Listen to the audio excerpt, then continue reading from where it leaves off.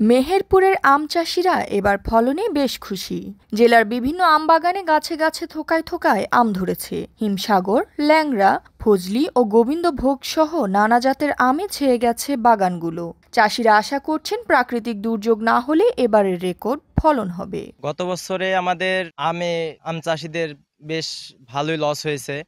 তবে গত বছরে আপনার বিভিন্ন আবহাওয়া এবং বাজার মূল্য অনেক কম ছিল।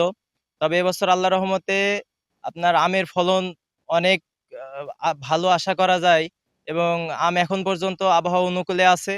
জেলা কৃষি বিভাগের তথ্য অনুযায়ী মেহেরপুরে 2366 হেক্টর জুড়ে আমের চাষ হয়েছে।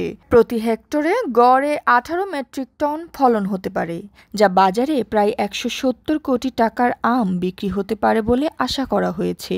যদিও অনাবৃষ্টি ও বৈরী আবহাওয়ায় কিছু গুটি ঝরে গেছে, তবুও চাষিরা সেচ ও বাড়তি পরিচর্যা করে ক্ষতি পুষিয়ে নেওয়ার চেষ্টা করছেন। আমাদের ফলন আমের ভালো আছে, আল্লাহ দিলিবার হয়তো লাভ হবে। আর যদি খুব অতিরিক্ত ঝড় বৃষ্টি হয় তাহলে ধরেন যে হয়তো ডাউন হয়ে যাবে।